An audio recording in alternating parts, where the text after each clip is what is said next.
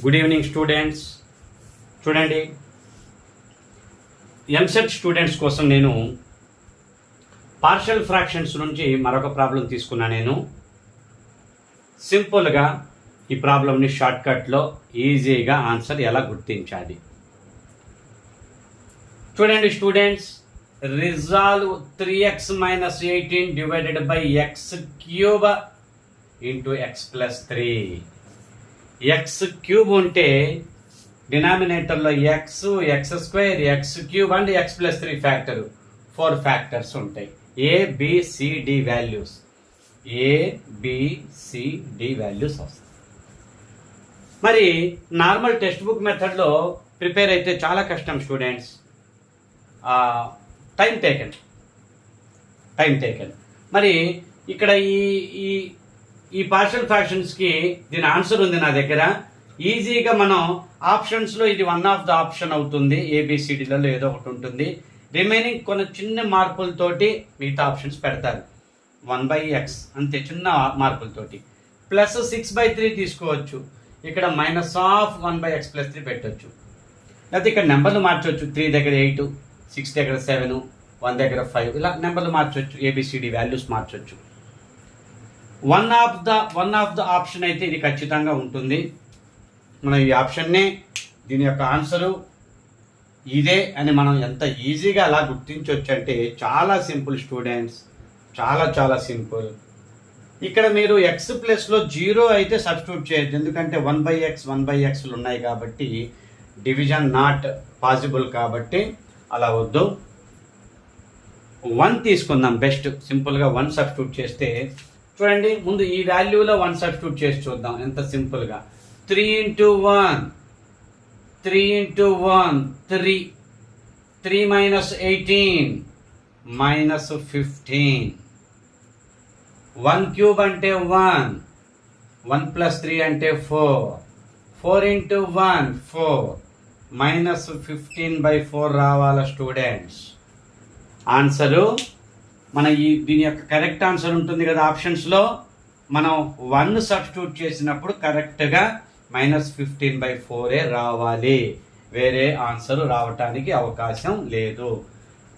-15/4 వచ్చిన వాల్యూవే correct option అవుతుంది students. చూడండి, మరి మనం ఇక్కడ -15/4 అనేది ఇక్కడ వస్తుందా లేదా ఒకసారి చూద్దాం స్టూడెంట్స్. x+లో 1 సబ్స్టిట్యూట్ చేస్తే -1 డివైడెడ్ బై 1 -1, 3/1² అంటే 3నే, -6/1³ అంటే -6ఏ, ప్లస్ 1 + 3 అంటే 1/4. ఇక్కడ చూడండి స్టూడెంట్స్, -1 -6 -7 అవుతుంది. -7 + 3 అంటే -4 అవుతుంది. ప్లస్ ఆల్రెడీ 1/4 ఉంది. ఒక చిన్న ఎల్సిఎం చేద్దాం. 4 4 16 + 1, -16 + 1/4 అంటే -15/4. కరెక్ట్గా -15/4 అనేది కరెక్ట్ ఆప్షన్స్కి మాత్రమే మనకు ఆ ఆన్సర్ ఇస్తుంది. రిమైనింగ్ ఆప్షన్స్కి వేరే ఆన్సర్లు వస్తాయి.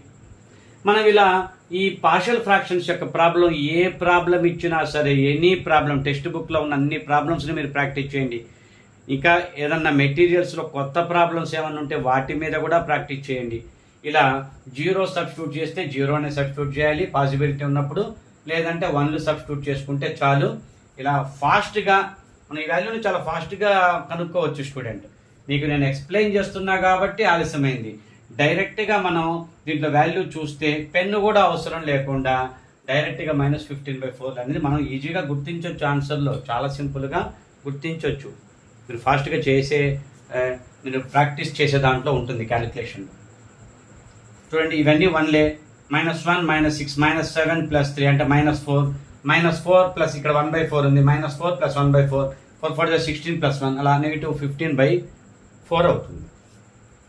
ఈజీనే, ఒక 10 సెకండ్స్లో అయిపోతుంది అనమాట. ఈజీగా గుర్తించవచ్చు.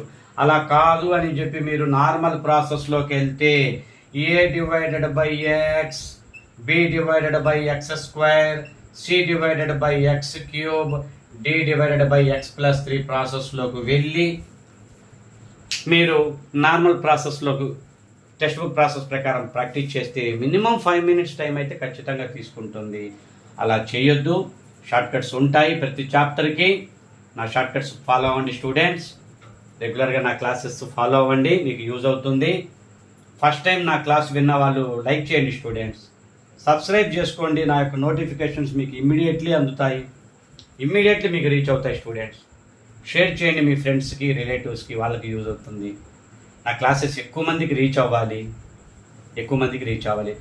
లాస్ట్ ఇయర్ ఎంసెట్ క్లాసెస్ నాకు చక్కటి వ్యూస్, వాచింగ్ టైం చక్కగా వచ్చింది, చక్కగా వ్యూస్ వచ్చాయి.